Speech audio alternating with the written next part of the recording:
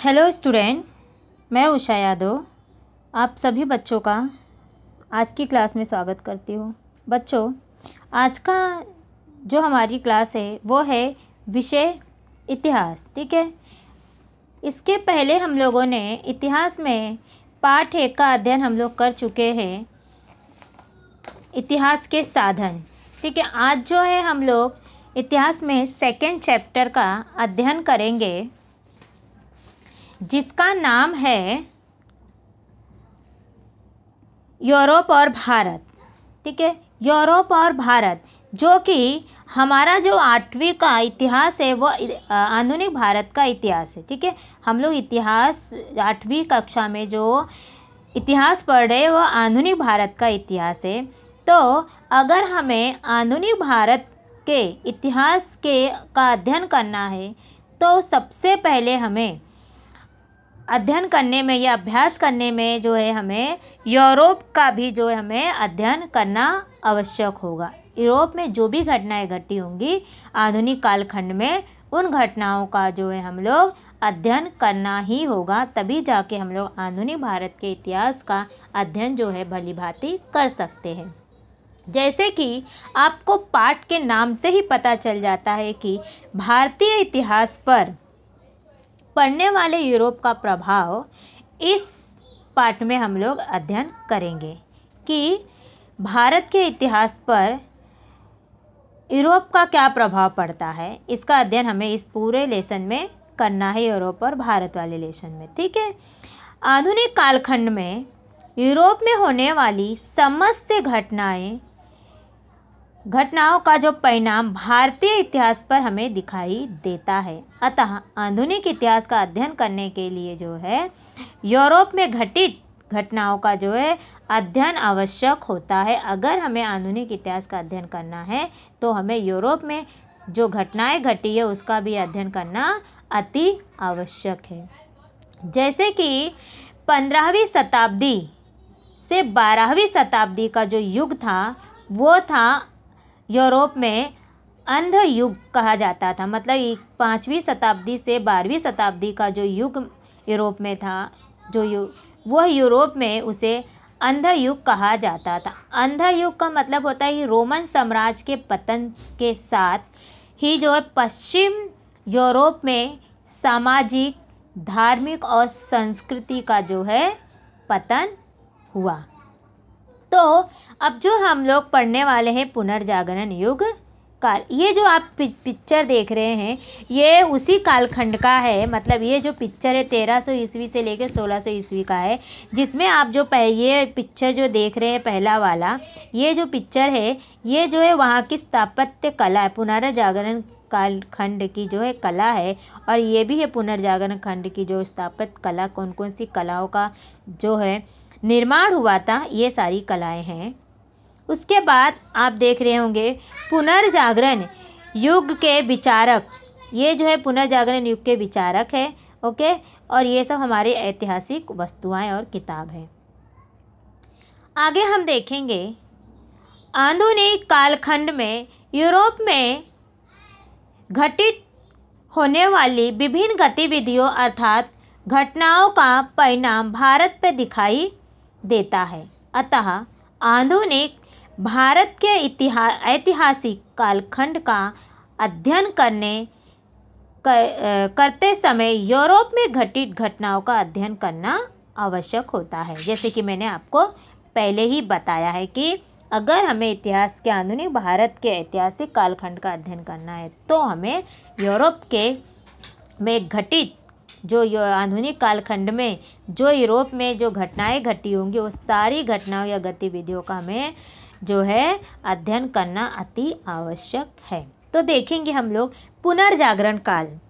तो पुनर्जागरण का मतलब क्या होता है, इस जैसे कि आपको नाम से ही पता चल जा रहा है पुनर्जागरण का मतलब क्या होगा। पुनर्जागरण मतलब फिर से जागृत होना। हो गया, समझ में आया आपको कि पुनर्जागरण का मतलब होता है फिर से जागृत होना। तो उसी प्रकार से हमारे यूरोप में जो यूरोप है, यूरोप के इतिहास में जो मध्ययुगीन काल का जो चरण माना गया, अंतिम चरण जो है 1300 ईस्वी शताब्दी से 1600 ईस्वी शताब्दी के बीच की शताब्दियाँ मानी जाती हैं। ठीक है, जैसे कि हम लोग जो है इसके पहले जब हम लोग फर्स्ट चैप्टर पढ़े तो उसमें हम लोगों ने देखा था कि प्राचीन काल, मध्ययुगीन काल और आधुनिक काल, इन तीनों कालखंडों के बारे में मैंने आपको बताया था। ठीक है, तो यूरोप का जो मध्ययुगीन काल था, ये जो उसका अंतिम चरण 13 ईस्वी की शताब्दी से लेकर 16 ईस्वी की शताब्दी के बीच का है। ठीक है, इधर पे ही मध्ययुगीन काल खत्म होकर आधुनिकीकरण जो है यूरोप में स्टार्ट हुआ था। ठीक है, इन्हीं बीच में ये शताब्दियाँ पुनर्जागरण युग के रूप में जानी जाती, मतलब ये जो शताब्दी है पुनर्जागरण, इस युग में पुनर्जागरण, धार्मिक सुधार आंदोलन और भौगोलिक खोज जैसी घटनाओं के फलस्वरूप आधुनिक युग की नींव रखी गई। मतलब ये जो युग ऐसा था जहाँ पर ये जो युग माना गया है पुनर्जागरण युग में ही जो है धार्मिक सुधार का आंदोलन, भौगोलिक खोज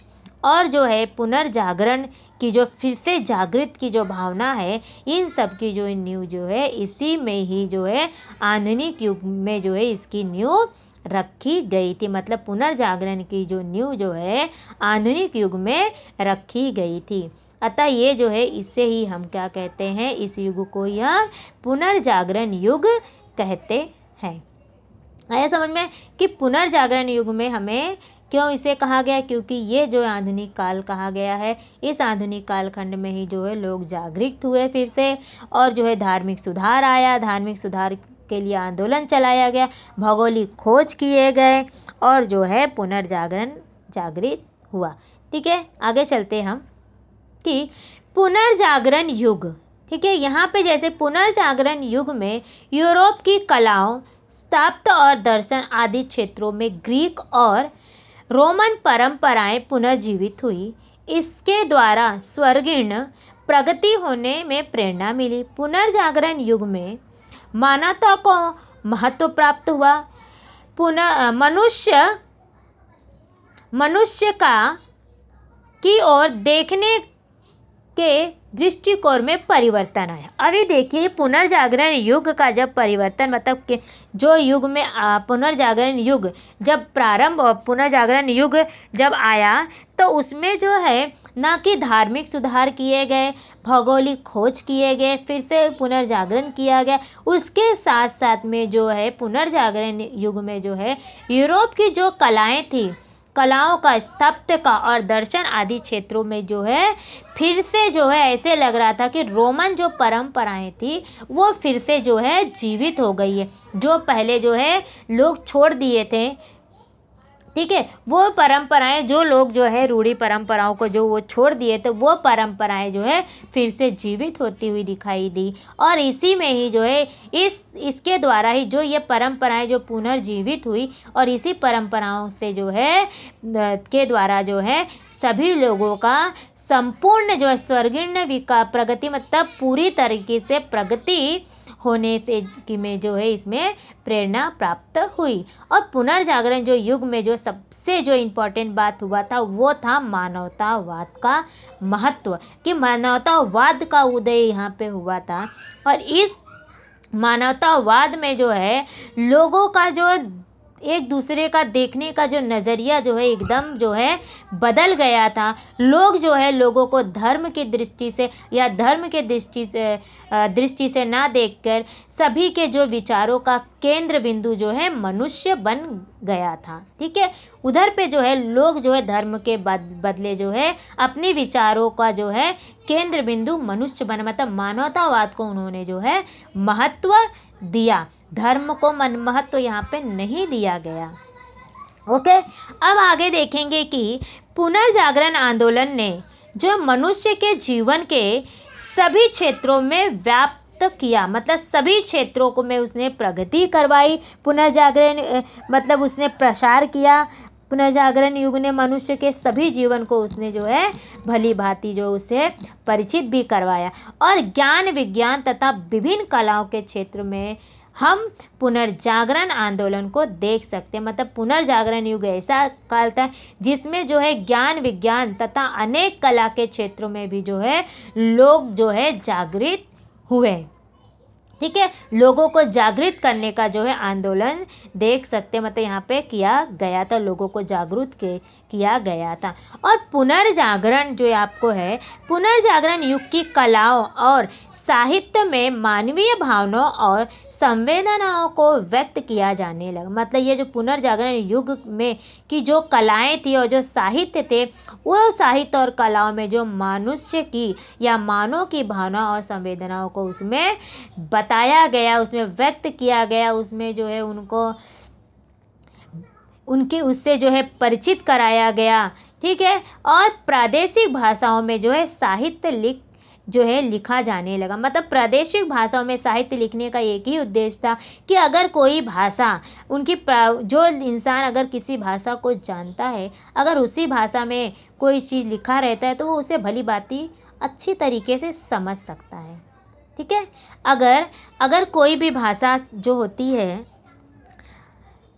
अगर दूसरी भाषा में रहेगा तो कोई भी इंसान उसको अच्छे से नहीं समझ सकता है। ठीक है, तो अगर हमें भी अगर अपनी कुछ भी भावनाएं अगर व्यक्त करें, हमारे मन की जो भावनाएं अगर किसी को व्यक्त करनी है और अगर किसी को कुछ बताना है, तो हम लोग अपनी भाषा में जितने अच्छे से उसको बता सकते हैं या किसी चीज़ को हम लोग समझ सकते हैं, वो दूसरे भाषा में हम लोग नहीं समझ सकते। इसलिए जो इस युग में सबसे जो है कहा गया, ये सबसे अच्छी बात ये भी हुई थी कि यहाँ पे जो है साहित्य की जो जब साहित्य लिखा जाने लगा, तो वो जो साहित्य लिखने की जो भाषा थी, वहाँ की जो प्रादेशिक भाषा थी, उसी में ही जो साहित्य लिखे जाने लगे, जिससे लोग जो है समझ सके, मतलब लोगों को ये समझ में आ सके।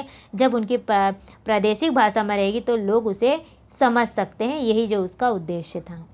ठीक है, और लगभग जो है 1450 ईस्वी में जर्मन के जोहान्स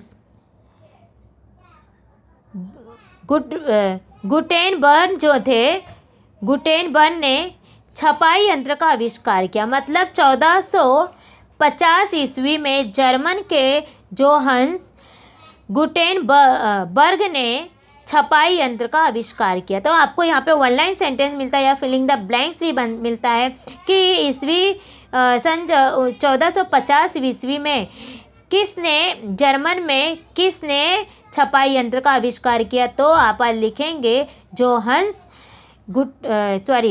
गुटेनबर्ग ने छपाई यंत्र का आविष्कार किया। One line sentence, filling the blanks भी आ सकता है और इसमें से आपको जो है सही जोड़ी पहचानने के लिए भी इसमें से आपको पूछ सकता है। ओके, चलिए आगे। छपाई यंत्र का आविष्कार होने से नए विचार, नई कल्पनाएं और ज्ञान का प्रचार प्रसार समाज के सभी वर्ग तक होने लगा। मतलब जब छपाई यंत्र का गुटेनबर्ग के द्वारा छपाई यंत्र का आविष्कार हुआ, तो उस छपाई यंत्र का आविष्कार होने के साथ ही जो है लोगों के जो है नए विचार उत्पन्न हुए, लोगों में नई संकल्पनाएं उत्पन्न होने लगी, ज्ञान का जो प्रसार और प्रसार जो है सभी समाज के सभी वर्ग तक पहुंचने लगे, तक जो है होने लगे। ठीक है, यहाँ तक का तो आपको अच्छे से जो है समझ में आ गया होगा। तो आगे चलिए, हमारा हुआ पुनर्जागरण युग। अब हम जो पढ़ेंगे वो है हमारा धार्मिक सुधार, जो है हम लोग देखेंगे पुनर्जागरण युग में जो है सबसे जो इम्पोर्टेंट इंसान बोले जाते व्यक्ति था जो थे वो है लियोनार्दो दा विंसी। ये उस समय के मतलब पुनर्जागरण युग के समय के या आधुनिक कालखंड के सबसे महान व्यक्ति माने जाते हैं। यह लियोनार्दो जी थे, ये जो थे उस युग के सबसे सर्वगुण संपन्न व्यक्ति माने जाते हैं और इनके जो अंदर थी अनेक कलाएं और शास्त्रों का जो है इनमें जो ये पारंगत थे, मतलब ये सफल थे, जिनको ये हर में वो एक्सपर्ट थे। ठीक है, शिल्प कला, स्थापत्य कला, गणित, अभियांत्रिकी, संगीत, खगोल विज्ञान जैसे विभिन्न विषयों पर उनका असाधारण अधिकार था। परंतु यह चित्र के रूप में विश्वविख्यात सिद्ध हुए। उनकी मोनालिसा और द लास्ट सफर चित्रकृतियाँ कलाजयी बनी। मतलब ये जो थी, जो लियोनार्दो जी जो थे सभी कला में निपुण थे, उसके साथ साथ में जो ये चित्रकार के रूप में विश्व में विख्यात मतलब प्रसिद्ध हुए। और उनका जो उनके द्वारा मोनालिसा ना एक लेडी है, उनका जो है चित्र बनाया गया। और द लास्ट सफर जो है ये चित्रकृतियाँ मतलब ये जो द लास्ट सफ़र कृत्य ये कौन सा पिक्चर है जिसमें जो है यीशु भगवान जो है सबसे लास्ट मतलब अंतिम पीरियड में जब है वो अपने जो है 12 चेला के साथ में मतलब 12 जो उनके चेले थे उनके साथ में उन्होंने जब डिनर किया था, मतलब जब उन्होंने लंच किया था, खाना खाया था, वो ये पिक्चर का नाम है, सॉरी वो उस पिक्चर का वो चित्र का नाम उसमें था द लास्ट सफ़र। मतलब होता है सफ़र का मतलब होता है खाना खाने का जो चित्र था उस समय यीशु भगवान का, वो उसी समय का उसमें जो है अपने 12 चेले के साथ में जो है वो खाना शिष्यों के साथ में बोल सकते हैं, अपने 12 शिष्यों के साथ में जब वो खाना खा रहे थे तो उस समय का जो चित्र इन्होंने बनाया तो जो बहुत ज़्यादा विख्यात हुआ, जिसके कारण जो उन्हें जो है कलाजयी मतलब कला में विजय प्राप्त इन्होंने की थी। तो देखेंगे आगे कि आप देखेंगे ये जो है हमारे लियोनार्दो दा विंसी का चित्र, ये वही चित्र है मोनालिसा। ठीक है, ये मोनालिसा का चित्र, यही मोनालिसा जो ये चित्र जो है इन्होंने ही बनाया हुआ था।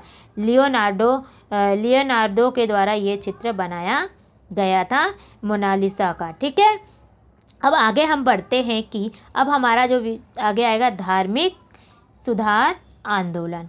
अब धार्मिक सुधार आंदोलन क्या है, जिसमें देखेंगे जो धार्मिक सुधार आंदोलन ये आंदोलन इसलिए चला गया ताकि जो है धर्म में सुधार किए जाए। ठीक है, क्योंकि होता क्या है इस समय होता क्या था कि जो ईसाई धर्म गुरु के लोग जो थे या जो चर्च के लोग थे, ठीक है, जो लोग थे चर्च के लोग जो मतलब चर्च में जो थे वो क्या करते थे अपने काम मतलब ज्ञान का या अपना जो बोलबाला रखते थे। ठीक है, तो उस समय जो चर्च का जो ईसाई का यहाँ पे कैथलिक लोगों का बहुत बड़ा मतलब ये था, उन्हीं की परंपरा पे ही चलना पड़ता था, उनके धर्म को अपनाना पड़ता था। और जो था यहाँ पे एक बात ये भी की गई थी इस समय मतलब आधुनिक मध्ययुगीन काल में कि जो चर्च के लोग थे ना जिसके जो उसके अंदर रहते थे ईसाई धर्म के लोग, जो उनका जो प्रभाव धर्म पर अधिक था, जिसके कारण वो लोगों को ऐसा गुमराह करते थे कि अगर आपको मृत्यु के बाद अगर स्वर्ग में अपना स्थान जो है सुनिश्चित करना है, मतलब आपको स्वर्ग में जाना है, अपने आप को अपना वहाँ पे एक स्थान बनाना है, तो उसके लिए वो कहते थे आपको रजिस्ट्रेशन करवाना पड़े। मतलब है हम उस समय ऐसा था कि धरती पर रह के जो है स्वर्ग का रजिस्ट्रेशन करवा लो कि तुम जब जाओगे तो सीधा स्वर्ग में जाओगे। ऐसा उनका जो है ईसाई धर्म में जो चर्च में लोग जो वहाँ का धर्म गुरु थे, वो ईसाई जो धर्म गुरु थे वो ऐसा लोगों को जो है बोलते थे ना लूटते थे उनको, या कहते थे उनको गुमराह करते थे, उनको लूटने का काम करते थे। और लोग जो है भोलेपन उनके बहकावे में आके या उनके धर्म में आके जो है उस चीज़ को करते थे। और लोग जो है अपने धर्म का या कहते स्वर्ग में मृत्यु के बाद स्वर्ग में अपना स्थान सुनिश्चित करने के लिए रजिस्ट्रेशन करवाते थे कि हम मरेंगे तो उसके लिए वो पैसा लेते थे। ठीक है, और तब वो जाएंगे स्वर्ग में, आपको जो है अच्छी जगह मिलेगी और आप स्वर्ग में आप रहोगे, ऐसा वहाँ पे कहा जाता था। ठीक है, तो इसी में ही वही बताया गया धार्मिक सुधार आंदोलन में इन्हीं सभी को जो हटाने का कार्य किया गया था लोगों को धर्म के प्रति जागृत करने के लिए कि ऐसा कुछ भी नहीं है। ठीक है, तो देखेंगे कि जो है स्वतंत्र बुद्धि मतलब जो स्वतंत्र विचार वाले होते थे। ठीक है, ऐसा उनका बुद्धि वाले और विवेकशीलता से विचार करने वाले विचारकों ने रोमन कैथोलिक चर्च की पारंपरिक धार्मिक संकल्पनाओं की कड़ी आलोचना की। यहाँ पे देखेंगे कि स्वतंत्र बुद्धि जो खुले विचार वाले लोग थे और विवेकशील मतलब बहुत ज़्यादा बुद्धिमान वाले जो लोगों ने से जो है विचार करने वाले जो लोग थे, उनके विचारों ने क्या किया, इन सभी लोगों ने मिलकर रोमन कैथोलिक चर्च की जो पारंपरिक धार्मिक संकल्पनाओं की जो कड़ी जो थी उसकी जो आलोचना की, उसे उन्होंने बताया, लोगों के सामने रखा। और ईसाई धर्म गुरु लोगों के उन्होंने क्या, हाँ, उन्होंने रोमन कैथोलिक चर्च की चर्च की। और जो उसके बाद देखेंगे ईसाई धर्म गुरु के अज्ञान से लाभ उठाकर कर्मकांड का ढोल पीटते थे, धर्म के नाम पर लोगों को लूटते थे। इस विरोध में यूरोप में जो आंदोलन प्रारंभ हुआ उसे धार्मिक आंदोलन कहते हैं। मतलब इन्हीं सभी के वजह से जो है धार्मिक आंदोलन शुरू हुआ था। और इस आंदोलन के मतलब कौन सा, जैसे मैंने आपको पहले ही बताया था कि कैथोलिक जो चर्च की पारंपरिक धार्मिक जो संकल्पनाओं की कड़ी की आलोचना की गई, और जो है ईसाई धर्म गुरु थे वो अपना जो है लोगों के अज्ञानता का लाभ उठाकर कर्मकांड का ढोल पीटते थे और उन्हें जो है धर्म के नाम पर लोगों को लूटते थे और उन्हें जो है बेवकूफ़ बनाते थे, ये सारे काम करते थे। इसी सभी का विरोध करने के लिए जो है एक आंदोलन प्रारंभ किया गया यूरोप में और उसको नाम दिया गया धार्मिक आंदोलन। मतलब धर्म के नाम पर जो है आंदोलन किया गया, लोगों को जागृत किया गया कि ये जो कर रहे हैं वो सब गलत है, ऐसा कुछ भी नहीं होता है, ऐसा लोगों को बताया गया। और इस आंदोलन के फलस्वरूप धार्मिक क्षेत्र में मनुष्य की स्वतंत्रता और बुद्धि प्रवणता को महत्व दिया गया। और इस आंदोलन के द्वारा ही जो है लोगों को धार्मिक क्षेत्र में मनुष्य की स्वतंत्रता, मतलब वो किस धर्म को अपनाना चाहता है, किस धर्म को नहीं अपनाना चाहता, इसमें उनको स्वतंत्रता दी। वो अपने आप स्वयं पूरी छूट है उनको, इसके लिए जो है उनको यहाँ पे किया गया और सबको जो है अपनी बुद्धि का उपयोग करने का या उसकी बुद्धि का प्रधानता का महत्व दिया गया। तो यहाँ पे आपको यही है कि धार्मिक सुधार आंदोलन में यही बताया गया था कि लोगों को धर्म के प्रति जागृत करने, मतलब जो लोग धर्म के से जो लोगों को गुमराह करके लूटते थे उसी के प्रति उन्हें जागृत करना, और ऐसे लोगों को जो लोग लूटते थे उनको जो है उनसे लोगों को बचाने के लिए ये धर्म का आंदोलन किया गया था। ठीक है, अब आगे जो हमारा टॉपिक है वो है भौगोलिक खोज। अब भौगोलिक खोज देखिए, जब भौगोलिक खोज जो है भौगोलिक खोज का मतलब होता है कि कहीं भी किसी भी देश का जो होता है वहाँ की भौगोलिक परिस्थिति क्या है उसे जानने के लिए, अगर हमें किसी भी देश से अगर हमें व्यापार करना है तो हमें उसकी खोज करनी होगी वहाँ पे जाने के लिए रास्ते की, है ना, वहाँ पे जाने का मार्ग का खोज करना पड़ेगा, तभी तो हम देखेंगे। और वहाँ की भौगोलिक परिस्थिति के बारे में हमें जानना होगा, तभी जाके हम लोग वहाँ पे व्यापार कर सकते।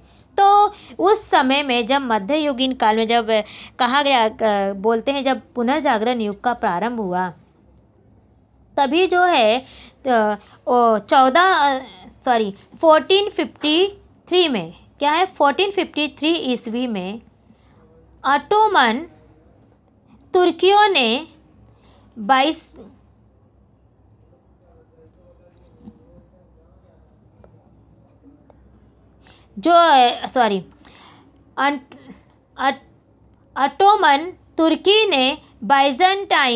साम्राज्य की राजधानी, जो बाइजेंटाइन साम्राज्य की जो राजधानी थी उसे जो है तुर्कियों ने की जो राजधानी थी कॉन्स्टेंटिनोपल, ठीक है, कॉन्स्टेंटिनोपल ये जो राजधानी थी बाइजेंटाइन की, उसे जो है तुर्कियों ने जो है जीत लिया था। और इस राजधानी को, जिसको हम लोग इस्तांबुल नाम से भी जानते हैं, इस राजधानी को जीतने के कारण जो है इस नगर से जो मतलब ये जो नगर था जो है कॉन्स्टेंटिनोपल का जो ये राजधानी का जो नगर था बाइजेंटाइन का, तो ये जो नगर था उधर से जो है, इस नगर से एशिया और यूरोप को जोड़ने वाले व्यापारिक मार्ग जाने जाते थे। मतलब ये जो मार्ग था जिसको हम इस्तांबुल नाम से भी जानते हैं, ये जो इस्तांबुल नाम का जो नगर था, ये जो है एशिया और यूरोप के व्यापार का मार्ग था, जिससे जो है लोग जो है एशिया और यूरोप से अपना व्यापार इनके जो है मार्गों के द्वारा करते थे।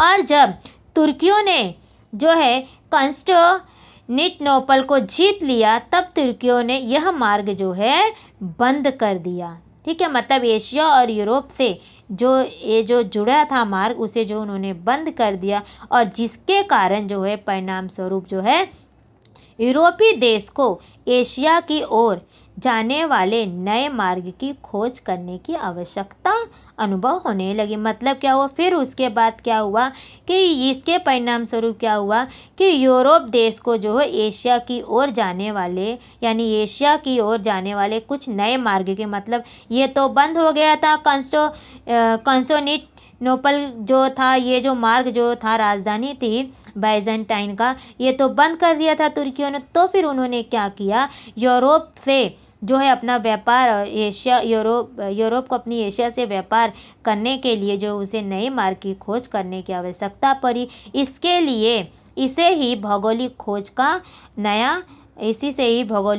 नया जो है युग प्रारंभ हुआ। मतलब यहीं से ही जब तुर्कियों